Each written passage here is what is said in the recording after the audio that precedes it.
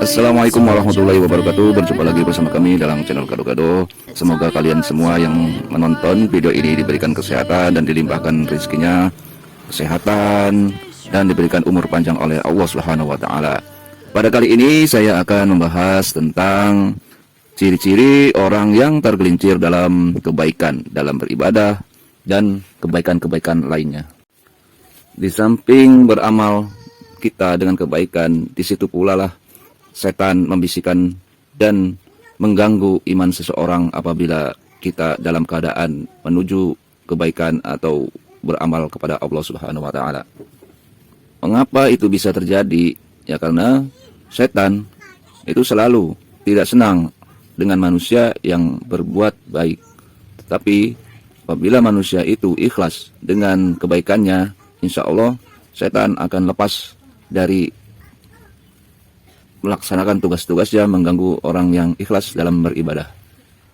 Langsung saja kita ke pembahasannya. Apa saja sih ya tanda-tanda atau ciri-ciri orang yang terjebak atau tergelincir, atau kita tidak tahu, tidak ngeh bahwa itu adalah semua bisikan setan atau godaan setan atau yang sejenis dan yang lain-lainnya ya. Mari kita ikuti pembahasannya satu persatu. Yang pertama yaitu orang yang merasa dalam hatinya paling dekat dengan Tuhan, tapi dalam benak dan pikirannya jauh dengan makhluk Tuhan. Seperti contoh ya, kita dalam beribadah seakan-akan kita paling dekat dengan Tuhan. Ya, kita seakan-akan Allah itu dekat dengan dirinya. Tetapi dalam benak dan pikirannya dia menjauhi dengan makhluk Tuhan. Seperti contoh kita dekat dengan Allah, beribadah dengan sujud sambil disertai menangis-menangis, rindu kepada Allah, rindu kepada Rasul. Tetapi batinnya ketika orang lain menghina atau mengecewakan dirinya, dia dendamnya luar biasa kepada orang tersebut ya. Dan tidak memikirkan tetangganya, tidak memikirkan keluarganya, dia asik, senang dengan kedekatan dia dengan Tuhan tanpa memikirkan makhluk ciptaan Tuhan, apalagi yang menghinanya atau mencacinya atau mengecewakannya dan seterusnya.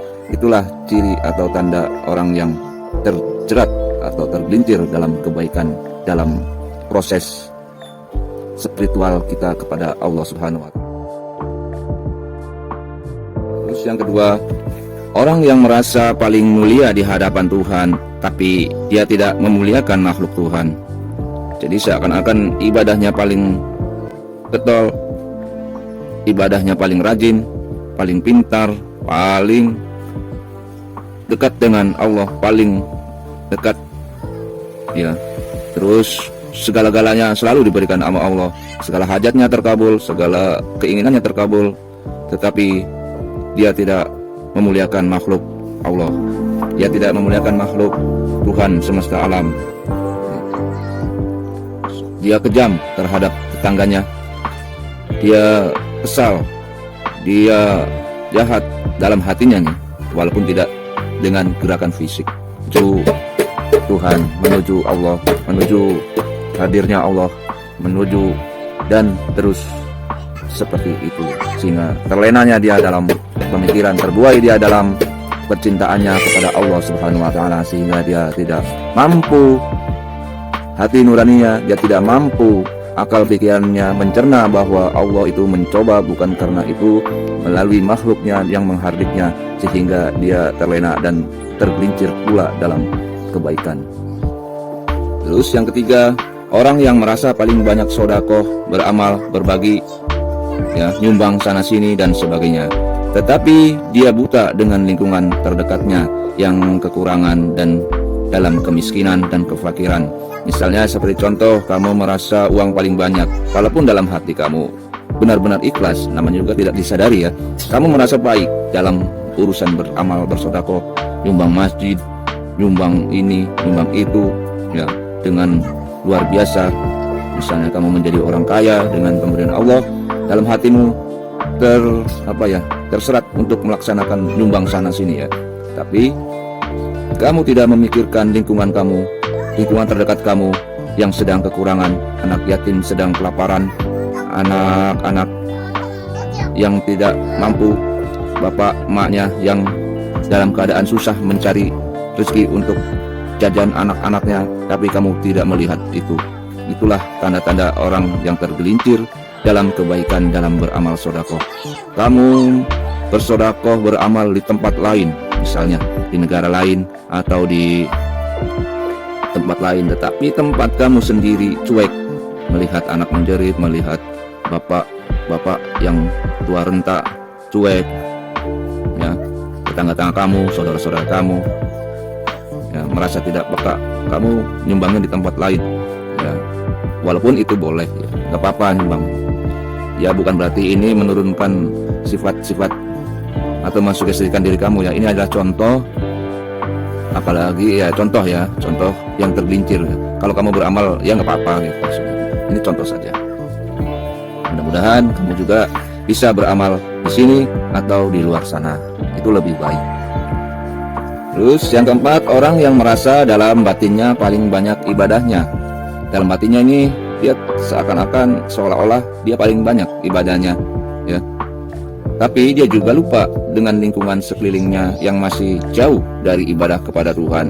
Jadi orang seperti ini mementingkan diri sendiri saja gitu, ya. Jadi yang dimaksud ini orang yang merasa dalam batinnya itu paling banyak ibadahnya, tapi dia juga lupa dengan lingkungan sekelilingnya yang masih jauh dari ibadah kepada Tuhan, ya, jauh dari anak-anak yang masih tidak ngaji atau seterusnya. Seenggaknya paling tidak kamu bisa mengajak anak-anak kecil itu untuk beribadah kepada Allah dan mengajarkan segala apa yang kamu punya, ilmu ruhani yang kamu punya. Berdamailah dengan di sekelilingmu. Jangan kamu saja yang merasa dekat dengan Tuhan, tetapi saudaramu, adik-adikmu atau pamanmu, bapakmu, semuanya dicuekin gitu, ya. Bahkan merasa paling benar kamu dalam beribadah. Nah, itulah salah satu ciri dan tanda orang yang tergelincir dalam ibadah kebaikan kepada Allah, ya. Terus yang kelima, orang yang merasa belas kasihan dan saling memberikan pada orang lain atau makhluk lain, tetapi dia lupa kasih sayang terhadap saudaranya dan bahkan ibu bapaknya, bahkan tak ada rasa sama sekali. Dia seorang penyayang terhadap hewan misalnya dan sebagainya. Jadi dia merasa paling kasihan dan penyayang terhadap makhluk Allah, ya. Ya, orang lain dia memberi semuanya, memberi, mengasihi, dan bahkan dia penyayang binatang, hewan seperti hewan peliharaan, kuda, kucing dan seterusnya. Tetapi ketika manusia atau tetangganya yang masih kekurangan, kamu cuek, kamu mementingkan hewan peliharaan kamu mementingkan sayangnya kepada hewan daripada manusia. Kamu mampu membelanjakan hewan peliharaan kamu, ya, dengan banyak beramal, dan kasih sayangmu memang benar-benar teguh, dan kamu juga merasa dalam batinnya terharu melihat kebesaran Allah dengan melihat binatang itu. Tapi kamu juga tidak sadar bahwa manusia lebih harus dipikirkan daripada satu hewan. Paling tidak dirasa kasih sayangnya itu tidak dibagi-bagi, lebih besar kasih sayangnya terhadap manusia daripada satu hewan. Intinya seperti itu, ya. Kamu bisa membelikan, misalnya contoh yang lagi musim, kucing atau anjing, ya kan, makanan 10.000 misalnya sehari, 15.000 sehari, bahkan kiloan berapa ratus ribu itu buat pemeliharaan binatang atau hewan peliharaan kamu. Tetapi tetangga kamu yang kemiskinan, ya, anak-anak kecil yang kekurangan, yang nangis minta jajan, kamu cuek. Apakah rasa sayangmu itu terhadap hewan atau makhluk Allah sama? Kamu pikirkan pula, apakah kamu benar-benar penyayang yang asli atau penyayang yang benar-benar penyayang karena Allah? Itu saja, ya. Terus kita juga, kalau seandainya itu benar-benar ada, berbagilah, menyayang kepada hewan peliharaan dan menyayang juga kepada makhluk manusia, ya. Jadi kasih sayangnya itu kita jangan terlalu berat sebelah Intinya dalam batin kita semua ini adalah milik Allah tanpa membeda-bedakan itu hewan atau manusia atau makhluk yang lainnya. Intinya ikhlas sajalah dalam memberikan kasih sayang kepada semua hewan peliharaan, makhluk, dan seterusnya ya. Terus yang keenam, orang yang merasa paling tinggi ilmunya, tetapi dia juga lupa dengan tingginya ilmu orang lain, sehingga pendapat dia merasa paling benar dan orang lain yang salah gitu ya. Dan menganggap orang lain yang paling rendah ilmunya tidak dihormati, dalam hatinya nih ya, tidak dihormati, dan bahkan dikesampingkan, bahkan ya kira-kira lebih besar saya lah, kucilkan misalnya dalam benak dan pikiran Anda gitu. Jadi seolah-olah pendapat kamu ini paling benar, seolah-olah ilmu tinggi kamu ini lebih luar biasa, sehingga orang lain itu ya mau ngomong apa sih, ilmu kamu di mana, walaupun dalam hatinya ya. Misalnya D3 misalnya, yang ngomong cuma anak SMA, gimana pendapat kamu dalam hati kamu ya? Pasti kamu merasakan mengucilkan orang yang ilmunya rendah tersebut.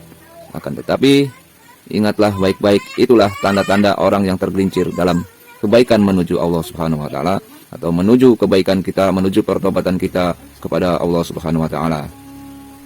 Terus yang ketujuh, orang yang merasa besar pendapatannya, rezekinya ya, gajinya. Orang yang merasa paling besar ya pembayarannya, pendapatannya gitu, dibandingkan penghasilan atau pendapatan orang lain ya. Padahal kamu ini sedang menuju kebaikan gitu. Kalau nggak menuju kebaikan ya nggak apa-apa sih, terserah hati-hati kamu sendiri gitu kan ya. Tapi ini khusus ya orang yang menuju kebaikan, menuju pertobatan, menuju spiritual kita kepada Allah gitulah intinya ya. Jadi sifat-sifat ini yang harus dihindari ya, agar supaya pertobatan kamu, perbaikan kamu tidak sia-sia. Gimana cara kamu memandang orang yang di bawah kamu, pembayarannya lebih rendah daripada pembayaran kamu ya kan, sehingga kamu ini rasanya gimana gitu, menghardiknya atau menyepelekannya ya. Wah, gaji saya mah lebih besar dari dia, Masya Allah, kan pengennya dipuji gitu ya, gaji kamu pengen dipuji sama orang lain dan seterusnya, sehingga kamu juga lupa gaji orang yang di luar sana itu lebih besar daripada kamu. Itulah mengapa hati-hatilah dengan pembayaran atau rezeki yang diberikan oleh Allah untuk kita harus ya sabar menggunakannya, dan kita harus jangan buang-buang atau mubazir untuk menggunakannya. Rawat dengan baik pemberian Allah itu, jangan sampai kita masuk ke dalam jurang bisikan setan. Terus selanjutnya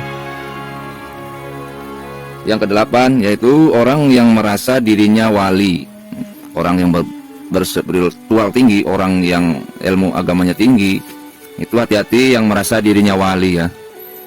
Jadi orang soleh, bahkan dia juga merasa soleh, tidak mau kalah ya dengan orang lain dalam batinnya ini. Tapi dalam batinnya dia senang kalau semua orang lain katakan dia wali dan sebagainya, walaupun dengan tidak ucapan ya, tapi dalam mimik atau gestur tubuh, ketika orang lain, wah kamu ini orang pilihan, tapi gestur dan mimik hatimu ada rasa senang atau suka atau mengiyakan, nah itulah ciri-ciri tersebut yang ada pada dirimu, walaupun kamu benar-benar orang baik gitu ya, dan banyak keistimewaan, misal bisa ngobatin orang lain tanpa obat, dengan sembuh saja baik. Tapi ketika orang lain menyebut kamu wali, kamu senang dan kamu juga mengiyakan, wah jangan-jangan saya, tanda-tanda itu ada pada diri saya kewalian. Nah itulah, hati-hati dengan tergelincirnya pemikiran atau hati yang ada di dalam benak kamu ini, membuat kamu ini batal untuk mengadakan pertobatan kepada Allah gara-gara yang secuil tersebut ya. Hati-hati dengan bisikan-bisikan setan atau dajjal yang memuja dan memuji kita seakan-akan kita merasa orang baik, tapi jauh sebenarnya.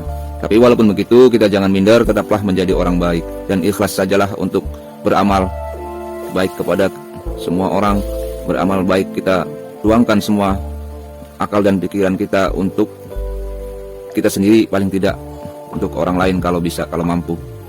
Sedangkan orang lain hanyalah mendapatkan energi positifnya saja dari diri kita. Allah saja yang mengatur itu semua ya. Terus yang kesembilan, orang yang paling merasa diampuni dosanya, tapi dia senang ya membicarakan kesalahan dirinya gitu. perbuatan dosa atau kelakuannya di masa lalu sehingga orang lain merasa terharu dengan dosa-dosamu misalnya, dan kagum gitu, kamu bisa tobat, kamu bisa, sebenarnya kamu ini begini begitu ya. Dia menikmati dan menghayati dosa-dosa yang dia bicarakan sebelumnya kepada temannya, kepada orang lain. Dikit-dikit kamu membicarakan kesalahan masa lalu, misalnya kayak contoh, saya dulu pernah ini preman dan orang pada takut kepada saya, dan untung saya bisa insaf, ya Allah, mudah-mudahan Allah mengampuni saya. Nah itu contoh yang seperti itu, buang baik-baik masa lalu ya, masa lalu. Kita tidak usah bicarakan kegagahan kita di masa kita yang waktu itu masih jelek. Jangan kita bicarakan kepada teman atau orang lain ya. Itu adalah suatu perjalanan kita nanti tidak ada habis-habisnya ya. Masa sekarang ya masa sekarang, masa lalu biarlah orang lain yang menilai kita gitu ya. Kita jangan bicarakan sendiri, cukup orang lain tahu saja. Yang membicarakan saya nggak apa-apa, tapi saya misalnya ya, kita jangan membicarakan masa lalu, kejelekan atau kemaksiatan yang sudah diperbuat di masa lalu oleh kita, dan nantinya itu akan timbul rasa kesombongan walaupun kamu sekarang sudah insaf. Nah, hati-hati tergelincir lagi kamu dalam kesombongan di masa lalu, dan dosa-dosa itu selalu mengiang di telinga atau otak kamu atau hati kamu tersirat, sehingga kamu nantinya akan membicarakan terus-menerus itu ya kepada orang lain atau sahabat kamu dan seterusnya. Itulah tanda-tanda orang yang tergelincir dalam setan ya, dalam kebaikan. Kita mau menuju baik tapi selalu pengen disebut-sebut masa lalunya gitu ya. Terus ke-10, orang yang merasa paling berjasa tapi dia kecewa dengan orang tersebut atau orang yang dibantunya ya, itu melebihi dirinya, apalagi berpaling dari dirinya gitu.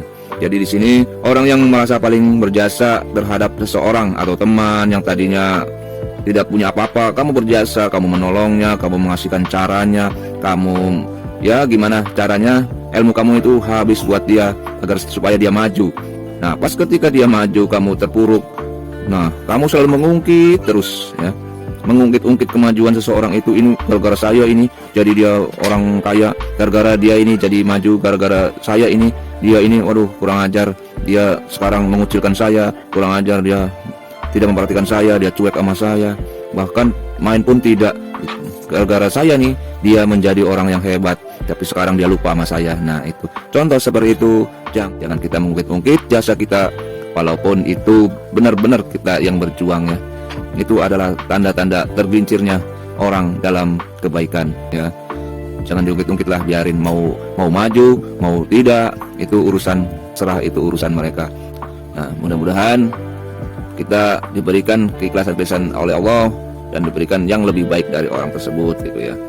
Lalu ya walaupun begitu susah untuk berbuat baik ya, untuk bertobat ya, paling tidak kita belajar untuk berbuat baik dengan karunia ya, dengan kita niat untuk belajar berbuat baik walaupun masih banyak kesalahan yang belum kita perbaiki. Insya Allah ketika kita matinya kita mati di jalan Allah ya.